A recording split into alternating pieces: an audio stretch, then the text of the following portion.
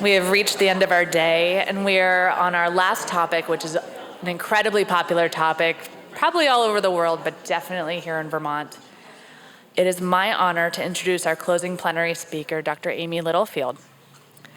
Dr. Littlefield is a board-certified naturopathic physician. Hello. Is it working now? There we are. Dr. Littlefield is a board-certified naturopathic physician and acupuncturist who specializes in integrative oncology, chronic disease, and lifestyle medicine. She combines her experiences to create personalized integrative health plans for her patients that utilize the best of both conventional and complementary strategies to facilitate healing for her patients. Dr. Littlefield is one of 5 oncology-certified naturopathic physicians in New England, and her extensive education and training allows her to develop integrative oncology practices that are innovative, evidence-based, and highly effective. As an oncology-certified naturopathic physician with a pharmacology endorsement, Dr. Littlefield is able to provide a comprehensive range of naturopathic treatment options. Using the least invasive methods first, she works to identify and treat the root cause of illness for improved whole health and quality of life. I have had the privilege of working with Dr. Littlefield on a number of occasions, and I am so excited to introduce her here. So please join me in welcoming Dr. Amy Littlefield.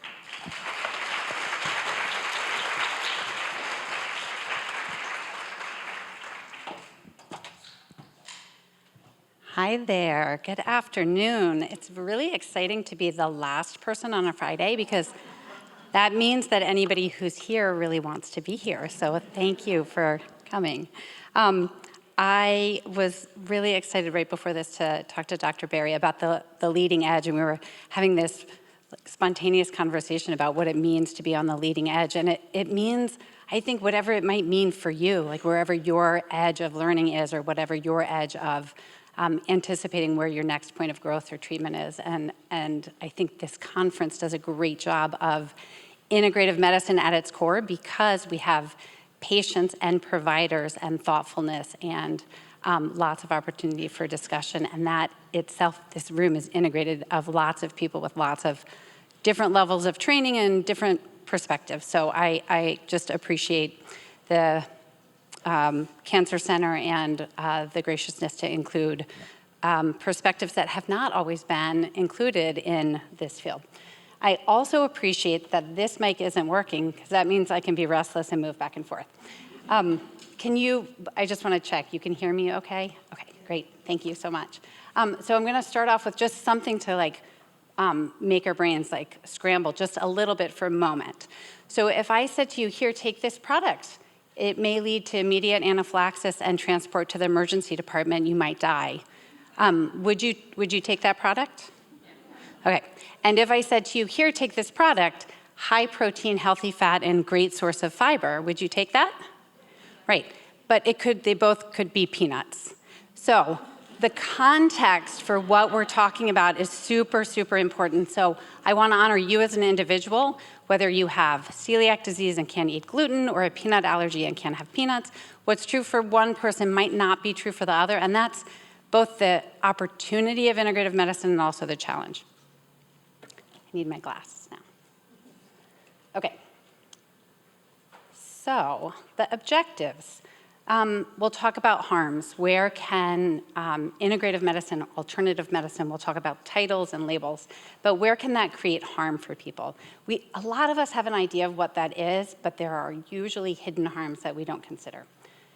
And then also being able to evaluate the scientific evidence of some of the claims that are made.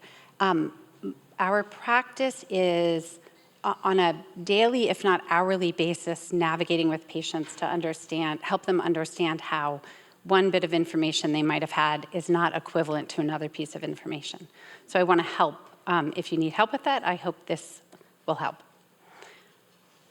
One of my favorite concepts is to think about good medicine as not thinking about the disease a person has, but the person who has the disease. And this is not a brand new idea. Attributed way back to Hippocrates, also then to the Sir William Osler. And then those of us who study naturopathic medicine, and I think probably in a lot of different disciplines of medicine now, there's a lot of thinking about who is the person that has this disease. Clarifying some terms.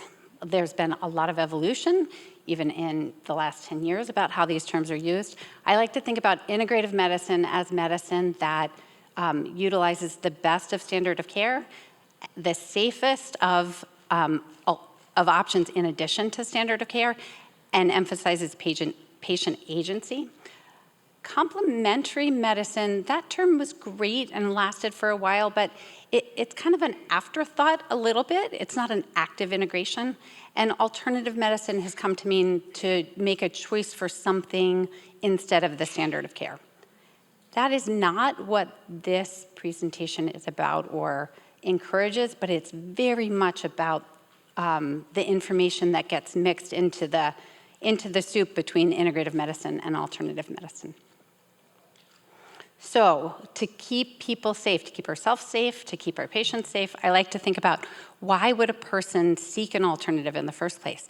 They have this diagnosis, they think about their future, they want to be involved, they go home after a doctor's appointment, and instead of maybe turning on the TV and doing something recreational, they might say, well, what else can I do for myself? So it comes from a place of agency.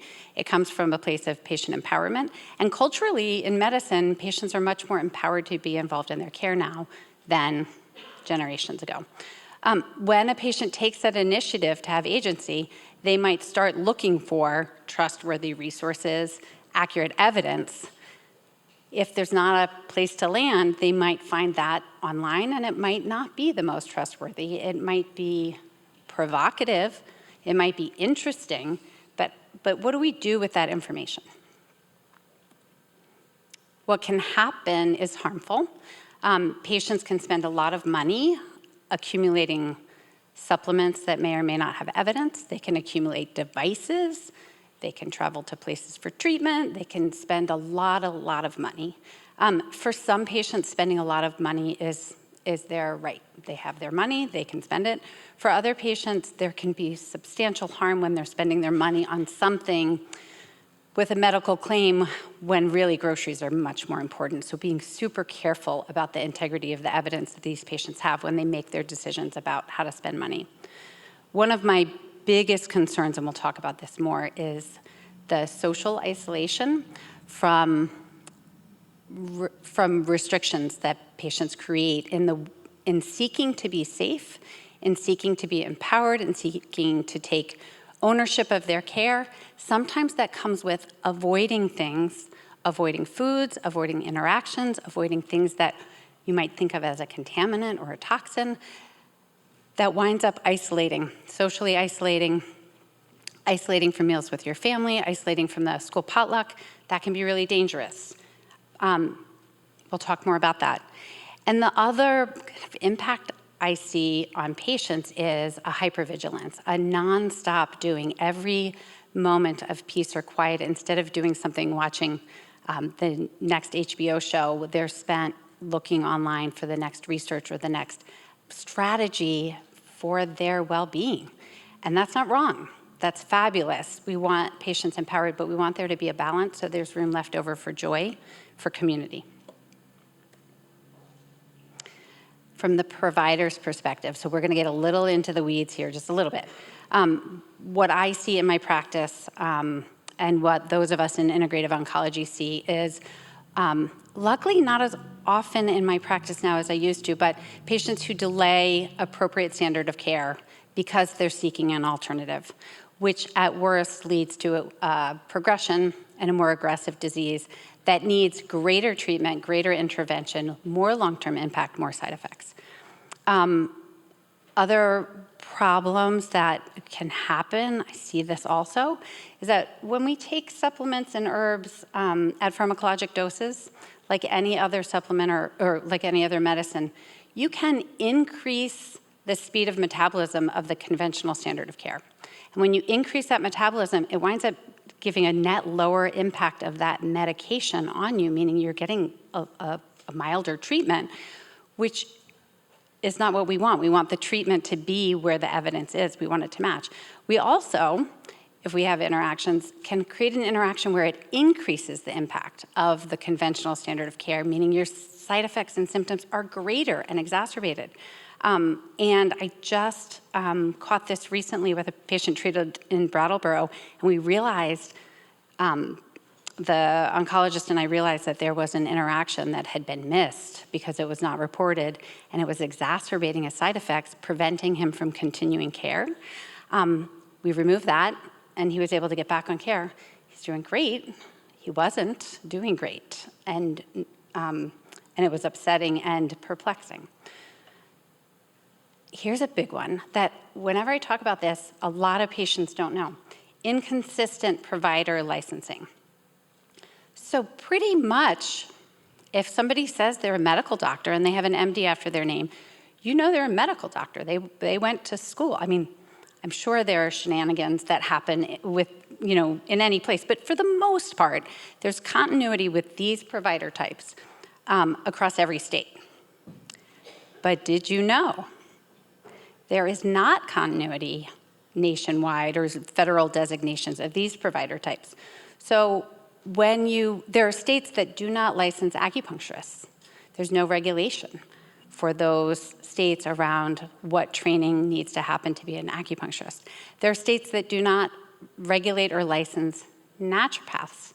So someone can say, I'm a naturopathic doctor, and there's a group of naturopathic physicians in Vermont who have had 6 years of school plus residency, and across the border in New York, where it's not regulated or licensed at all, no school whatsoever, hang a shingle, say you're a naturopath, talk about herbs a little bit, and the providers and the patients won't necessarily know the difference because there's no regulation of that title.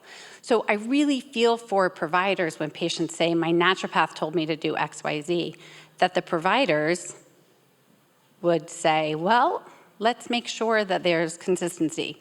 And patients sometimes get mad that there's pushback, but I think it's great. True integrative medicine means we should be talking together and trusting one another. Complicated for patients, complicated for providers. So we just talked about when it doesn't go well, what it can look like. So when it goes well, standard of care, integrative medicine starts with standard of care. So you have these provider types that we're all familiar with. We find out that there's a diagnosis. We get on our team the different specialists that we need. Integrative medicine always starts with standard of care. And then it includes patient agency. So what do you want your care team to look like in addition to standard of care? Do you want to work on these self-care measures independently? Do you want support for that? Do you want professionals who are credentialed to help you with mindfulness, with acupuncture, with Tai Chi? So that sounds great, right? We have standard of care, we've got the patient agency, we have all of these options. We have beautiful options for integrative medicine.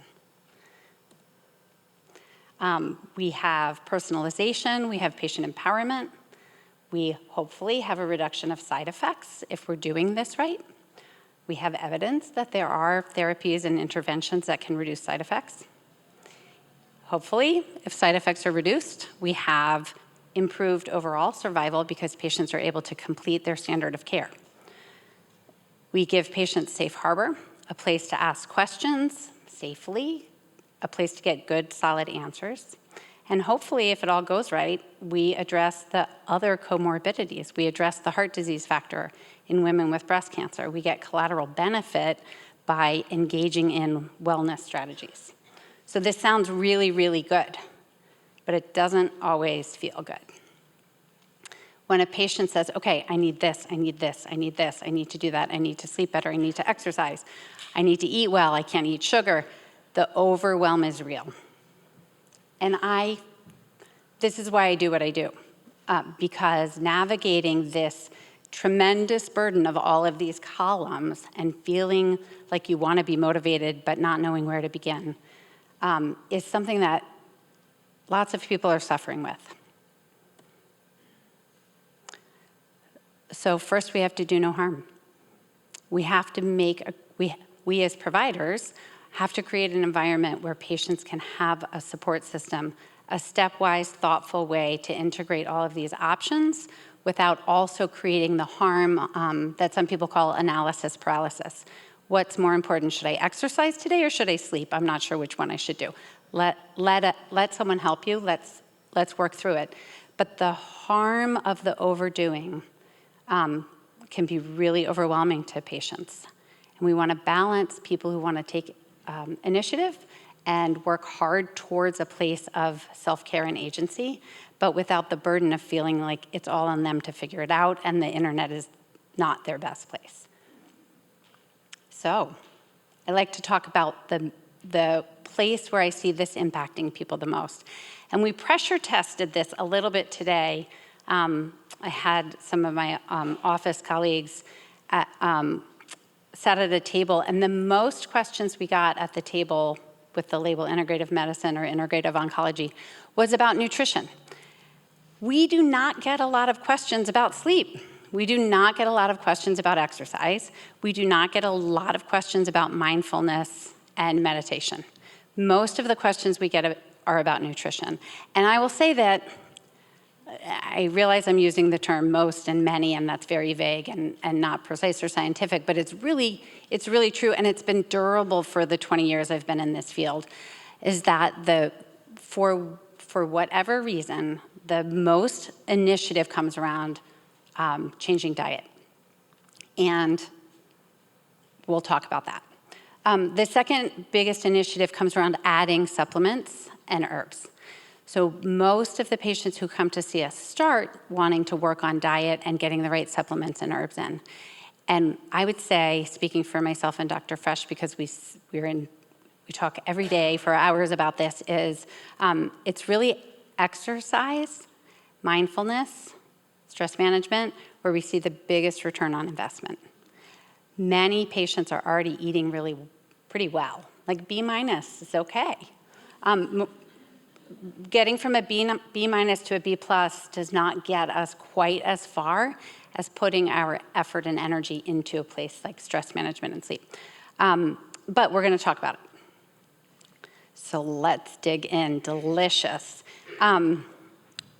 Sugar feeds cancer. Another durable comment.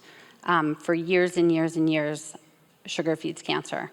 Soy causes cancer, still durable. People continue to have, I would say, inaccurate understandings about soy. Dairy is bad. Here, take this supplement, it treats cancer. So how do we know when this is true? I'm going to give you a 101, and a lot of the doctors earlier talked about this, but we want it to be, when you look at something and you find something online, you want to ask yourself questions. So I'm going to tell you what your doctor is thinking about. Your doctor wants it to be from a reputable publisher. We want to see that it's generally a human clinical trial before we try something that might be new, expensive, or risky. We want that trial to be as well designed as possible, humanly possible. And we want there to be a big sample size. In lifestyle medicine, in integrative medicine, there's not really going to be the same quality of evidence that we can have in a drug trial. And it's really hard to recruit the same numbers of people, and they're usually observational studies. So let's start by agreeing that it's not going to look the same as a really well-designed tamoxifen study with 20,000 people. But when a patient comes to me talking about a trial that was done on a mouse cancer cell in a dish versus a human trial with, let's say, 5,000 people on an herb, we can at least start there. I also want to let the people without the science background know that if you see something and it says a review study or a meta-analysis, those are some of the words you want to look for when you see something or learn about something. If those words are with it, that's a really good place to prioritize. So that was the doctory scientific place, but the patient perspective, I try to walk people through this. So when you hear something, sugar feeds cancer, I like you to restate the information and see how you feel. Do you feel motivated? Like, oh, I've been meaning to give up my Pepsi. I'm so excited now I have a reason. Or do you feel stressed and worried, like, oh my gosh, those blueberries must be killing me because they have sugar in them? Think about who said it Was it on TikTok or was it your physician? Think about what agenda they might have, if any, and what your next step is. Do the check. If your gut says this makes me upset or worried, then please take a breath, and there are lots of people who can help with that. But I would say that acting on something quickly or with emotion when you've heard it from TikTok is generally not a good idea. We know that intuitively, but when we're pushed in a situation when we have a health crisis, it feels different. I'm starting with the hardest one. The rest gets easy after this. Sugar feeds cancer. Is it a truth or is it a myth? So earlier in the conference, the doc from Boston was talking about sugar sodas and correlation to colorectal cancer. And that was great. I love it. Let's talk about it, though. When we're talking about sugar, are we talking about the supersized cola, or are we talking about the blueberries? Are we talking about the delicious Cabot Greek yogurt that just won a big award, or are we talking about a candy bar? I promise you that we are looking into it, but what are you going to do now? What are you going to do now about it? The truth is that you can't starve cancer by eliminating sugar from your diet. It doesn't work like that. The other truth is that cancer or no cancer, having a whole ton of sugar is not good for us. And it's not good for us for lots of different reasons. But when a patient who's newly diagnosed with cancer says, I am no longer going to eat fruit because fruit has sugar and sugar feeds cancer, we have to get back to the root of the myth and understand what's really happening in the body with the nutrition, the phytonutrients, the calories, the deliciousness of fruit, and then decide what to do about it. So the impact of the myth when taken out of context, are we talking about a supersized cola or are we talking about blueberries, is similar to that peanut issue. Like, what are we talking about here? So healthy cells and cancer cells get fed really similarly, and we can't necessarily stop eating. That doesn't serve the goal that we're looking for. Our bodies, even when we don't eat sugar, will still make sugar. The goal, the punchline is, we want really, really healthy sugar metabolism. So whether your blood sugar rises from a bowl of white rice that has no added sugar, a bowl of fruit salad, or a Snickers bar, or your fruit juice smoothie because you're juicing because you read that was good for you, it doesn't really so much matter where the sugar comes from once it gets into your bloodstream from the cancer perspective. What matters is what else comes along with the sugar. Do all of those beautiful flavonols come from the fruit, go with it, or is it just a bunch of junk, hyper-processed food? So what we do about it is what's really important. We take a breath. We do not eliminate nutritious food because we're concerned about sugar-feeding cancer. We continue to eat delicious, nourishing foods. And we want to be really careful about not socially isolating around food and around sugar. Lean into the foods you love the most. Lean into the fruits and vegetables that you love the most. Minimize the added sugars. The supersized colas work towards the seltzers, work towards more hydration from the water. Emphasize protein, healthy fat, and fiber at every meal. And that gives you a little bit of play. That gives you a little extra play because you reduce the glycemic index. So I recommend that if you are going to have sugar, have it at the end of a meal instead of having it all alone. I talked with a patient just yesterday. I haven't seen her here today, but she might be on Zoom. She said, I used to eat grapes right before bed, but my blood sugar, she's diabetic, type 2 diabetic. She's like, I love my grapes, but now I'm eating them at the end of my meal and my blood sugar doesn't go up anymore. Great. What we're concerned about is how that sugar is metabolized, because the way this myth is generated is that when we eat sugar in high amounts and our bodies don't process it well, it leads to an increase of growth factors. And growth factors, not the sugar itself, is what can give cancer cells a tailwind. So we're looking at what gives cancer cells a tailwind and what gives your body, your healthy cells, support. So keeping your insulin levels in a healthy range, keeping your body physically active, having a healthy fat and fiber at every meal, these are ways that we can minimize the impact that sugar indirectly has via growth promotion on cancer cells. Please do not, punchline, please do not eliminate healthy foods in seeking to reduce sugar. And please do not skip your child's birthday cake. Please do not skip your opportunities for connection just because. Please do not label sugar as a contaminant or a toxin. Allow yourself to have a deep breath and enjoy that connection with your family, but don't have it on an empty stomach. Transitioning to soy. So similar, are we talking, what kind of soy are we talking about? Are we talking about a tofu hot dog, or are we talking about like the original kind of best practices of whole food sources of soy? Let's go here. I get still, I would say once a week, someone who comes to the practice and says, my doctor told me not to eat soy because I have breast cancer. In 2009, Journal of American Medical Association published this study and said that there is a decreased risk of death and a decreased risk of recurrence in patients with breast cancer who ate more soy. So this study tells us the opposite.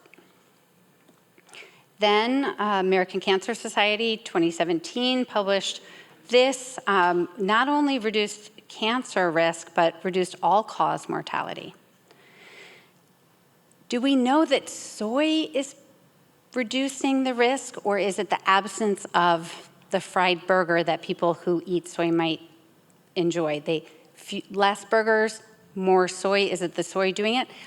We don't know yet, but we do know that people who eat soy don't have higher risks of breast cancer.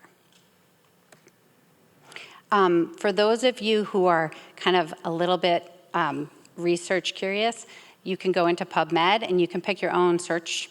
And on the left-hand side, you can look to see how many studies. I think this is so cool. See that cool ombre teal graph? It can show you how many studies have been done and in what year. I find it really interesting to kind of gauge the trend. So you can see kind of right around the Women's Health Initiative, lots and lots of look into soy compared to the 70s and early 80s, not so much.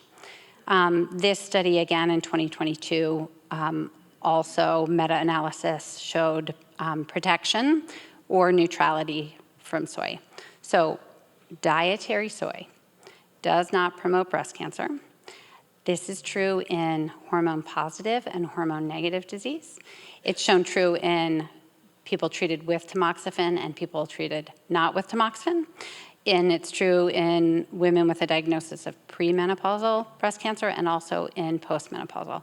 The punchline is that it's either, in some studies, shown protective and in other studies shown neutral.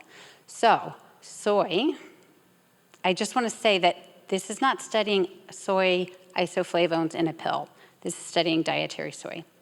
So I recommend getting your soy in whole food. Great source of protein, environmentally friendly, may benefit bone. Some evidence that starting early, consuming soy in adolescence may be the most protective. Not a reason not to eat it now. If you like it, I prefer the whole food forms and less of the ultra processed, like the texturized vegetable protein.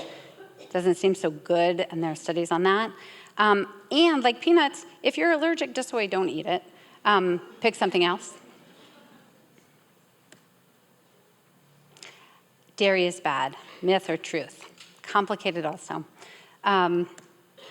Dairy can be grass-fed milk from your neighbor's cow, your own cow. It could also be the shelf pudding with an expiration date like decades away. So when we're talking about dairy is bad, what are we talking about and who are we talking to? So ask yourself, is dairy bad? Or should you say declarative statement, dairy is bad? So restate the information, see how you feel.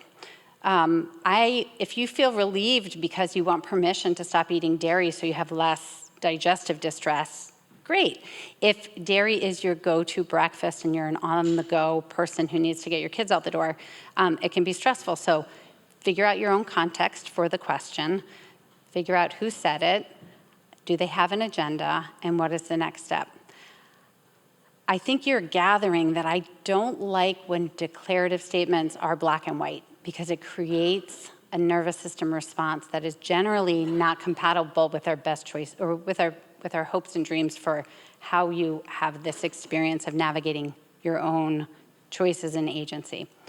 So I do this a lot. I say, dairy is bad compared to what? So if somebody says, I really want that Cabot yogurt and it's delicious and I'm gonna wind up with 30 grams of sugar, but I really love it, and I'll say compared, okay, so let's see, maybe that's your favorite treat. Compared to what? Is it compared to this amazing lunch we had today? That gorgeous cucumber salad and the protein chicken and all of the different lovely sauces? So are we comparing that you want your Cabot yogurt compared to all those veggies and all of that phytonutrient? Or are we comparing your dairy to a donut? So what's your context? What are we comparing it to? I'll say more about that. So it depends on the individual. Dairy is a fabulous source of protein for lots of people. It's a great source of calcium. Here's where it gets tricky in the research. In prostate cancer studies, there is some early hints around dairy acting as a growth promoter. And then in GI cancers, dairy, the calcium in dairy may bind the bile salt, which is favorable and reduces possibly GI cancers. So it depends on the individual. Individualized medicine, personalized medicine, individual agency. I think dairy is a fabulous fast food. If you're at an airport and you have a choice of French fries or yogurt, I think the yogurt is fabulous. But if you are having for breakfast high sugar yogurt and then grilled cheese for lunch and pizza for dinner, I think the dairy at that level is probably blocking out your access to other foods and other sources of nutrition and diversity. So sometimes in our practice, we say, if you're not sure, use dairy as a condiment.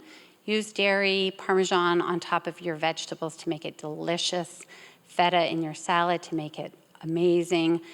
Think about dairy first as a condiment and then also as a fast food. But if it's your primary source of nutrition and calories, let's do diversifying. And I would say that even if tofu is your only source of food all day or rice was your only source of food, we want to diversify, and sometimes dairy is in every single thing that people eat. So let's diversify, but let's not demonize. Okay, hot topics. Let's blaze through these. I'm going to get to some nitty-gritty, and some of these are context dependent. But the first group is, it's a yes for me. Vitamin D. In the VITAL study out of Brigham and Women, it was not found to be useful yet. We haven't found yet, and we may learn more, but taking vitamin D in youth is not found to be a primary prevention strategy for cancer. However, in patients who have had cancer, a diagnosis of cancer, there is evidence, according to Dr. Manson's study, that it can reduce recurrence. So having a healthy vitamin D level can reduce recurrence of cancer. And living in Vermont at this latitude, it's worth a look. It's worth a question. Talk to your provider about that. So I think vitamin D should be in our conversation. I think it would be unfair to say that that's a myth. I think it needs conversation and evaluation. Omega fats. Interesting. I have a typo in here. It wasn't, I didn't mean to say primary prevention. Omega fats were not studied as a primary endpoint. There was no benefit as a primary endpoint, but Dr. Manson's discussion explained that omega fats in people who have had cancer reduce the heart attack risk and reduce the cardiovascular intervention. And fascinating, most profound impact on Black women. 77% reduction in Black women who had had cancer on future heart disease, cardiac events. I think that's a really, we like to look at the primary endpoints, not the secondary, tertiary, but that's really important to pay attention to. And the thing that's so important is that omega fats are essential fatty acids. We all should be having them. So unless you're eating, you know, salmon, sardines, super beautiful nuts and seeds, you're probably not getting enough anyway. And so if you happen to have had cancer and you happen to be a person of color and you want to adopt this, it seems reasonable to me that we wouldn't consider this a myth. This seems reasonable of adoption. Some myth is, I think that we can overdo some things. I think that there are people in integrative medicine who overdo vitamin D. And when we look at long-term studies, big population studies, there was a Danish study of 200,000 people that showed people with the highest vitamin D and people with the lowest vitamin D had poor outcomes. People right in the Goldilocks sweet spot did the best. B12 also. Probiotics, I haven't heard that much about it today, but I recommend getting probiotics from food, not getting it from a supplement, especially if you're in active treatment or speak with your oncologist, because they can throw off some of our immunotherapy goals if we do them without having the right profile. And lots of research is happening on this. Please don't think just because probiotics are on the natural food shelf that you should eat more of them. Try to focus on the sauerkraut's my favorite for everybody if you like it. Things that are an absolute no for me, things that are cytotoxic, poorly controlled, do more harm than good. This doesn't mean that this will always be the evidence, but this is what the evidence is as of the creation of this slide deck. Apricot kernel is not, yeah, can it kill cancer cells? Yes. Can we control it and protect the patient? No. Soursop is something that patients have asked me about a lot. Alcohol, if you didn't know, I hope you know it's a carcinogen. So if our goals are, I don't want you to spend a lot of time thinking about whether you should eat sugar or not while you're drinking lots of wine and bourbon. It's not the right priority, right? I want to help you put the biggest bang where the buck is. Drugs that are off-label or used for other species are also not currently things that I recommend. I will say, to give credit, that there are people studying this, but none of it's clinical. Everything's preclinical and in vitro, and that may or may not go anywhere. Please don't use it until we have more studies in humans. Okay, I wish I hadn't clicked so quickly. I was going to do a warm-up to this. If your primary care says, I think you should be on a statin, your LDL is at 150, and I think a statin would be really good to prevent a heart attack, and you also have an oncology diagnosis, and you say to yourself, I think I want to do it with diet and exercise, Amy Littlefield would say to you, well, how about you do diet, exercise, and the statin? Because we'll have protection from heart disease, and we also can see there's this concept called pleiotropy, where we can create more than one good thing happen. So we can have a beneficial side effect of the statin. So think about this. Does it mean that every person who has an oncology diagnosis should be on a statin? That's not what I'm saying. I'm saying if you're on the fence and you're looking for a reason to create some traction, this is it. Same with metformin. If your A1C is such that you're 7 and your doc says, I really think we should start you at 500 milligrams of metformin, let's get going on this, and you say, no, diet and exercise, I'll say, yes, diet and exercise. And can we also get that insulin under control? Can we take that excess growth promotion out of the equation?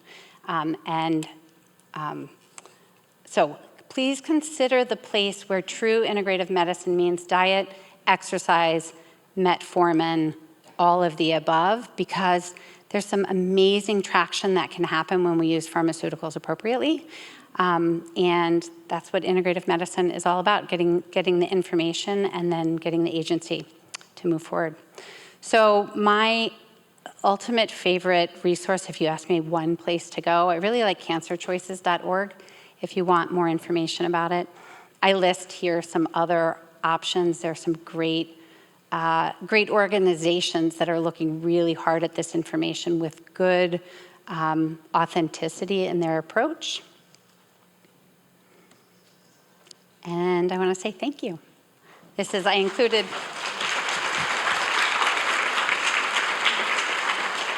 included a picture of Dr. Fresh also, and she's been here today. She's a colleague of mine who was at the table for a bit. And I also included a picture of my very favorite hike on the right-hand side. So please, on this beautiful weekend, we didn't talk much about exercise because I don't think there's much myth or misunderstanding about exercise, but please, if you're looking to make a single choice this weekend in favor of something integrative and self-care, please move your body a little bit more. Thank you so much.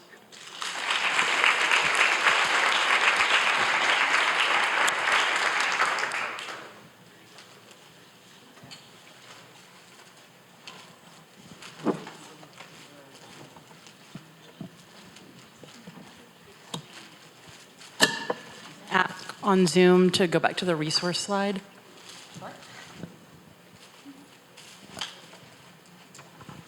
And if anyone else has a question, you can either raise your hand and I'll bring you the mic, or we do have the mics on the sides of the rooms.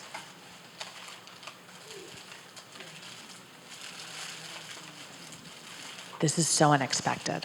I welcome hard questions. Don't feel like you have to be polite. Like, you can ask me the hard questions, like, are you really a doctor?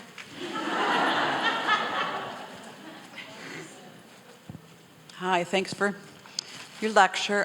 Quick question. When I was first diagnosed with cancer, got on the internet, Facebook, health provider, a doctor of same as you, recommended all these supplements. And it probably was about $500 worth of supplements. And to have her knowledge, it cost another $1,500. So being newly diagnosed, I thought, well, I'll give it a try for a month. I didn't do the whole 15 with her. But do you recommend any of the supplements?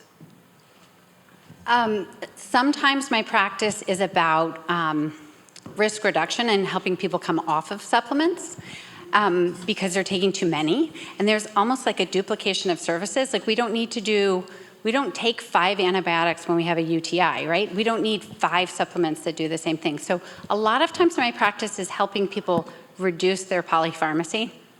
And in people who are motivated and interested to take supplements, I will look at the top 3 to 4 supplements that have human studies for that patient, make sure it's safe with their treatment. And if that's where they're going and that's where their interest and budget lies, there are places that we can be early adopters and elect to also use that, but I would never do supplements in place of standard of care. But I would consider it and do consider it in addition, because we have some meta-analysis, improved overall survival for some supplements that aren't standard of care in this country yet, but we can use those in an integrative practice. Speaking to the money piece, the money is really tricky because integrative medicine is not something that's covered by insurance, and it's not free to provide, and it favors the elite. It favors people who have the money, and that's a really, really tricky ethical intersection where I want people to be, who their needs to be met and their interests to be served and supported in a healthy way. But we haven't solved that problem yet. We have in my practice some workarounds for that, but it is tricky. And most integrative providers in other parts of the country are completely cash-based because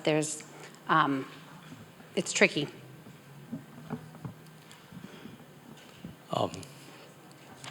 Thank you for the interesting talk, Dr. Littlefield. I have a couple of questions. As a medical oncologist, I come across a lot of patients, and with social media, everything, integrative medicine, use of herbs. Many of my patients ask about use of vitamin C, especially high-dose IV vitamin C. And secondly, to add to that, when you prescribe these supplements or herbs, how do you make sure, because there's no literature, they don't interact with our standard of care treatment that we are doing with chemo, radiation, or immunotherapy nowadays? Mm-hmm. Yep, great question. So he asked about IV vitamin C and how can I be sure that there are no interactions.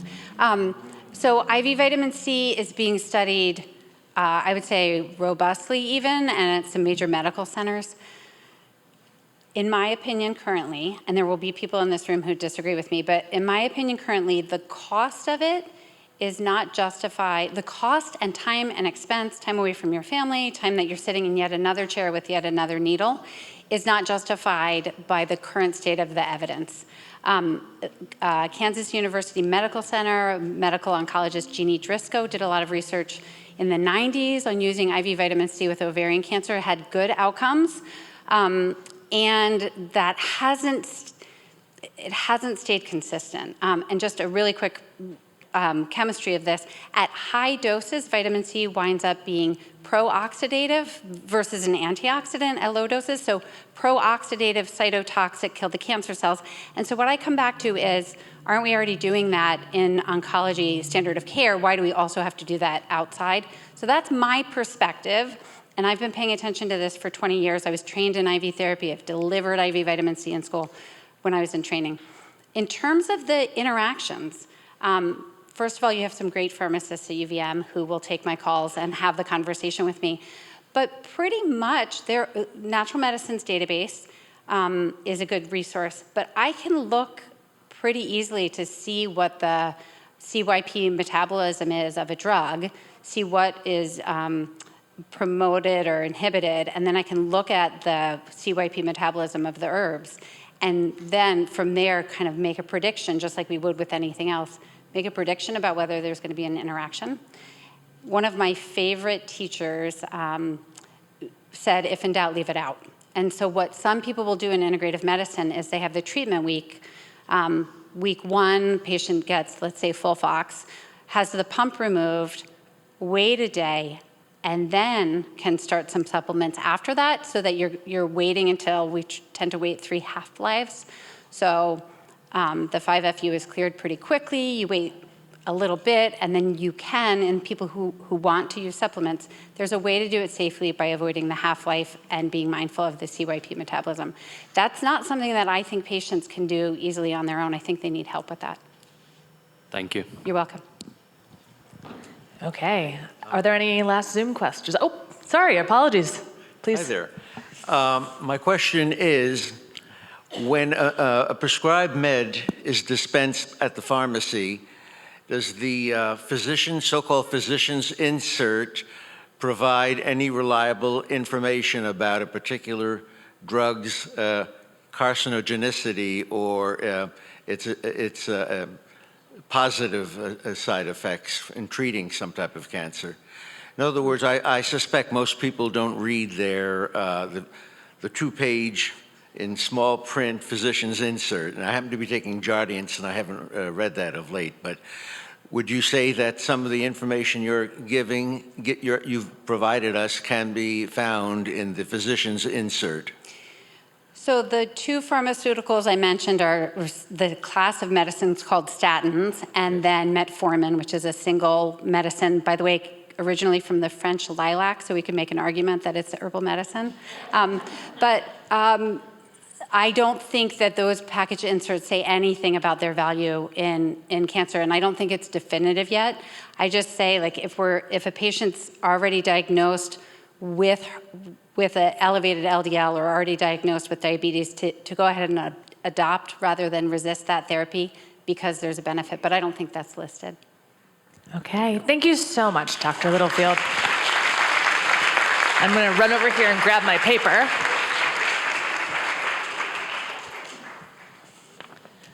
But we are wrapping up the day. I am so thankful for everyone who attended today. I'm so grateful that you're all here and you've come back year after year, because I've seen a lot of familiar faces.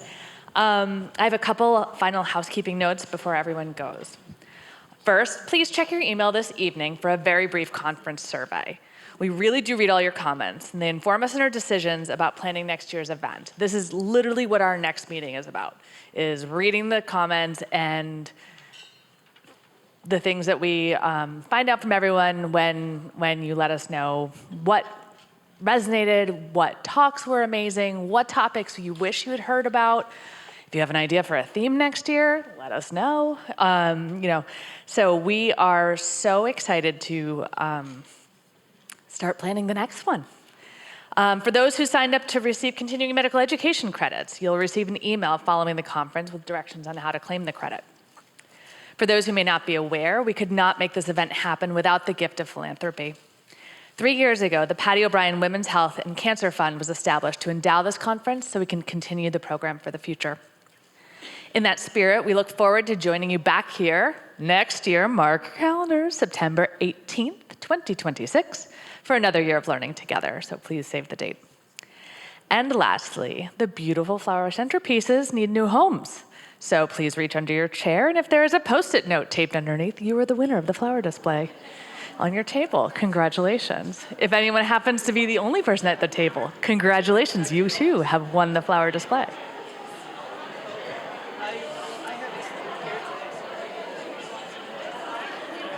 And the shuttle will be running a continuous loop from the Davis Center to Gutterson until 4:30 p.m. Thank you for coming. We hope you enjoyed the day.